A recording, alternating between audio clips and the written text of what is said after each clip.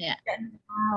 Terus tonus atau refleksnya itu tidak ada, Ibu. Betul, refleksnya tak ada. Terus tonus otot. Terus usaha bernafasnya itu susah. Megap-megap. Yeah. Atau menangis, nggak bisa menangis atau megap-megap. Terus apa lagi? Tonus ototnya? Ototnya melemah. Melemah, nggih. Yuk, sekarang kejang. Yuk, kejang bayi baru lahir. Siapa ini tadi ya? Kejang siapa? Melin apa siapa? Ya, Ibu. Saya. Yuk, Melin. Baik, untuk kejang ini disebabkan karena kekurangan oksigen pada saat kelahiran. Itu dikarenakan mungkin persalinannya lama, kemudian terjadi lilitan tali pusat, ada solusio plasenta, dan juga infeksi pada sebelum atau setelah kelahiran itu. Oke, tanda kejang pada bayi baru lahir apa?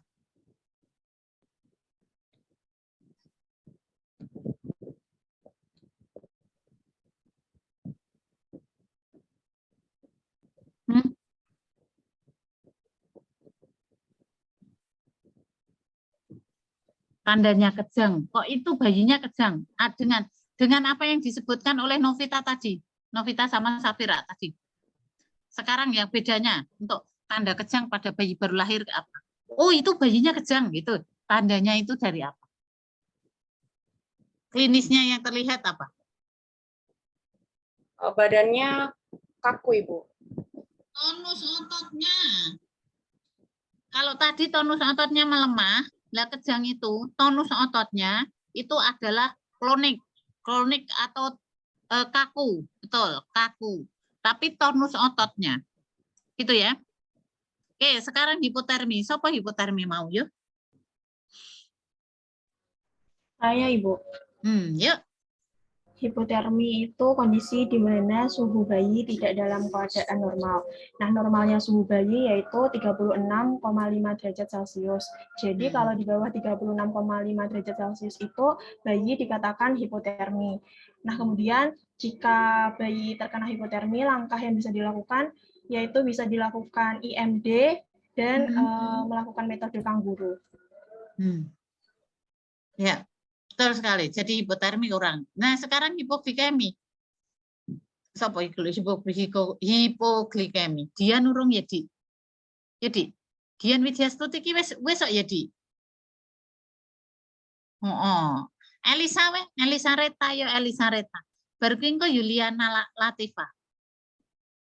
Terus Isma Warni. Baru Bilkis. Hipoglikemi. Yo El.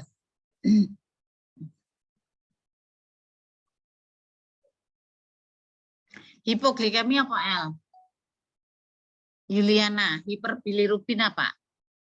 Isma Warni, infeksi neonatus atau tetanus itu apa?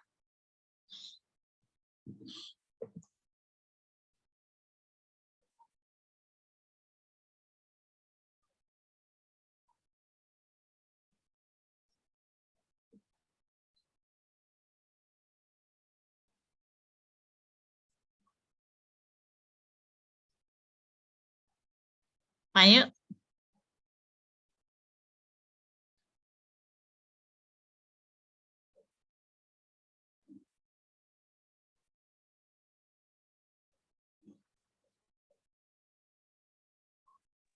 Izin menjawab, Ibu. Yuk. Dengan hiperglikemia atau diabetes mellitus gestasional atau DMG adalah suatu intoleransi karbohidrat selama kehamilan hingga kadar gula darah selama kehamilannya lebih dari 200 mg per dl. Prevalensi hiperglikemia saat kehamilan akan meningkat apabila ibu mempunyai salah satu faktor resiko tinggi. Ya, itu pada ibu. Lah saiki ki hipo no. Kowe sing sebut ki hiper. Yura.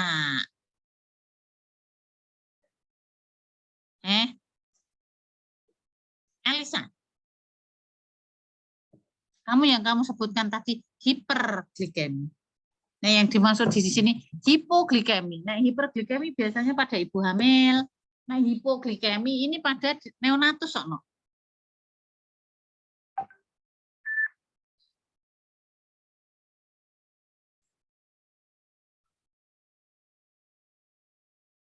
Hmm?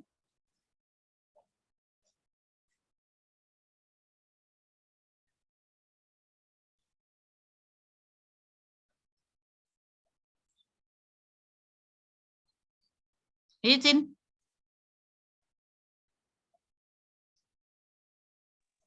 Izin menjawab, Ibu. Yuk. Hipoglikemia merupakan keadaan kadar glukosa darah yang rendah.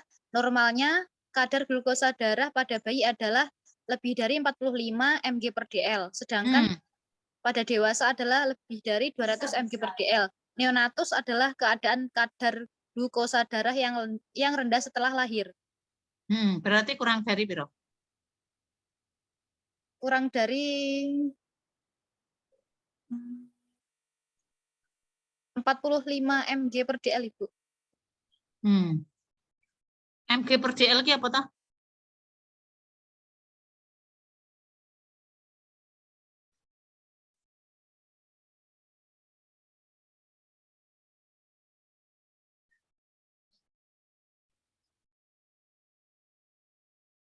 Mg per dl itu satuan, Ibu. Iyo. Miligram per desiliter. Iyo, miligram per desiliter. Yuk, hiperbilirubin. Masuk Ibu. Oh, silahkan. Izin menjawab, hiperbilirubin yaitu Anu, kue terlalu anu. Apa ki jenenge halus banget tak Yuliana?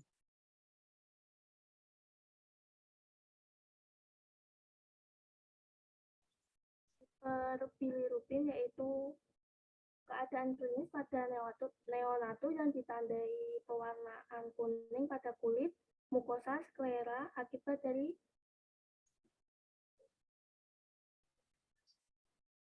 akumulasi bilirubin di dalam serum tubuh. Normalnya pira dulu? Yang mana Ibu? Normalnya berapa lah itu kurangnya? Normalnya berapa lah itu lebihnya?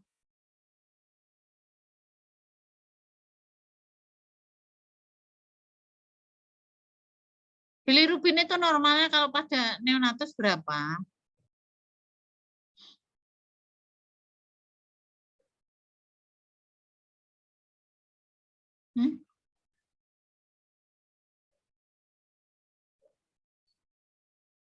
Apa, Cin? 5 mg per dl Ibu. Oh, mg per dl ki apa meneh?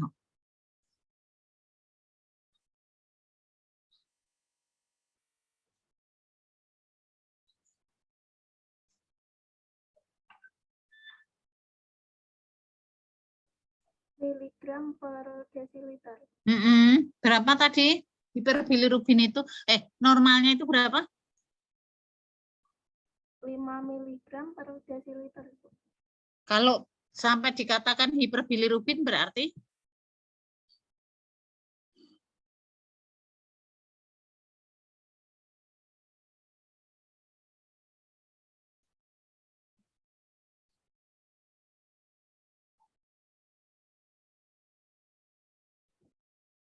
Mencapai 5 sampai 7 miligram per desiliter. Ya lebih dari itu.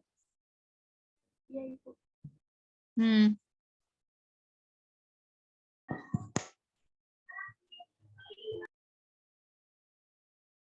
Oke. Infeksi neonatus. Isma Warni. Ya Ibu, izin Yuk. menjawab. Yo. Untuk infeksi neonatus atau tetanus itu adalah penyakit tetanus yang menyerang pada bayi baru lahir. Jadi pada bayi baru lahir berisiko tinggi terkena tetanus apabila ia dilahirkan dengan bantuan peralatan persalinan yang tidak steril. Jalannya nanti gimana tuh? Pada bayi itu.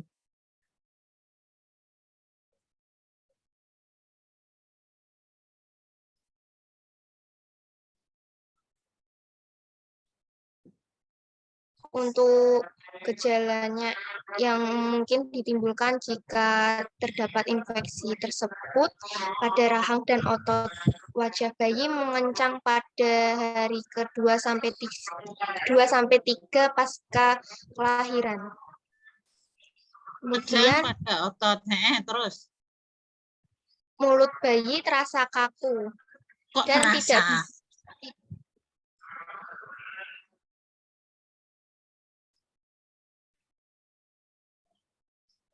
Mulut bayi kaku seakan terkunci, Bu, dan bayi Hmm. tidak bisa menyusui.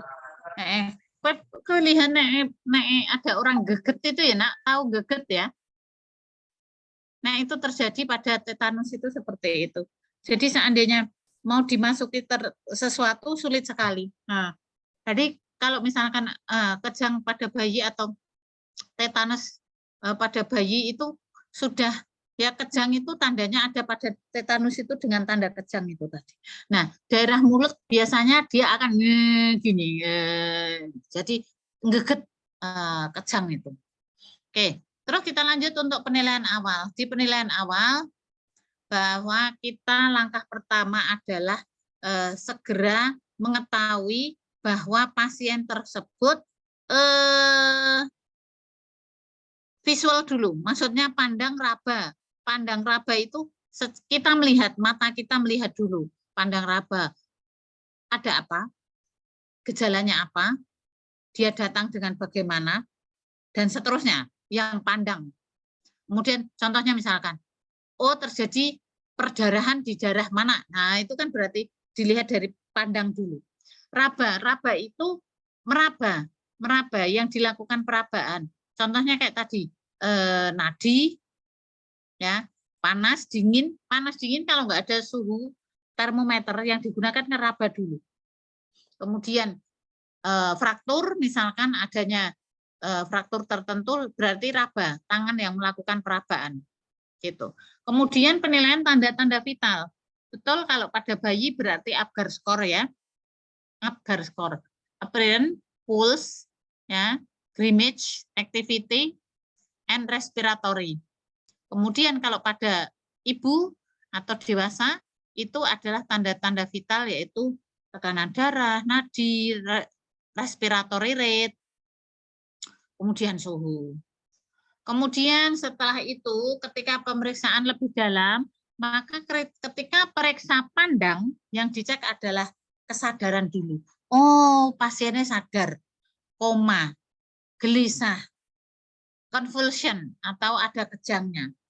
Ya, convulsion, kejang, confusion itu adalah yang gelisah. Itu harus terlihat dulu. Artinya, oh pasien kejang, oh tidak, oh dan seterusnya. Wajah penderita pucat, merah, keringat, cyanosis, nah itu dilihat. Nafasnya sesak, lambat, atau cepat, ya, dari cara pandang. Kemudian ada perdarahan. Dari mana? Kemaluan. Dari mana? Dari luka tertentu. Mengalir melalui apa? Dan seterusnya. Perabaan kulit, dingin, demamkah? Nadinya, kaki tangan, bengkak, itu termasuk.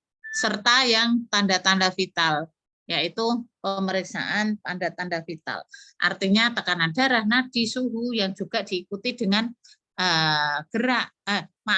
raba, pandang, kemudian dengar, gitu, ya. Itu yang bisa saya berikan sebelumnya tadi itu terkait dengan apa sih, Nok? Sasaran. Kalau sasaran itu di PONET, PPGDON, PONEK, pelayanan obstetrik neonatal emergensi dasar, pelayanan obstetrik and emergensi komprehensif. Apakah pertolongan pertama pada kegawat daruratan obstetrik dan neonatal. Sampai di sini ada yang mau disampaikan? Silakan.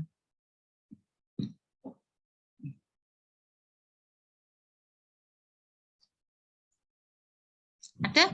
Ibu izin itu masuk untuk absen Ibu, absen di healthy. Uyuy, aku lali dong ini. Absen healthy. Kowe kelas apa, Nok? Kelas B, Ibu. kelas B. D3 ya. D3 kebidanan Semarang. Kowe ra awit pertama mau lali aku. 2022-2023. Iki ganjil ya. Semester 3. Semester 3 obstetri ya. Iki pertemuan kepiro berarti, Nak? Nah, iki daftar hadir wis ana. Hari ini pertemuan ke-10. Pertemuan ke-10. Nggih. Oke. Tak gawe nih.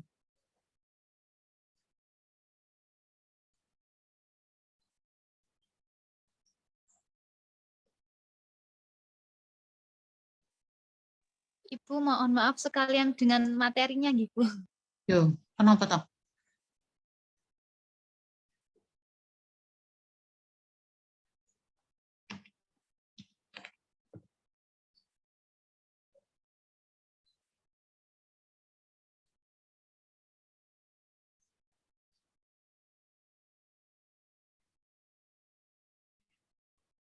Sampai jam berapa, Nak? Kowe kelihatan ra apa yang saya zoomkan, apa yang saya tuliskan ini? Ora yo? Nah, kelihatan? Sampai jam berapa? Lali aku mau. 19 sampai jam 22 ya. Cukup ya? Cukup. Kowe lali ra?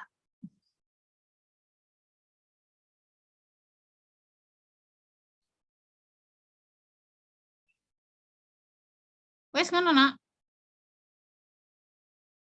Iki kelas apa iki? Ecin? Program studi.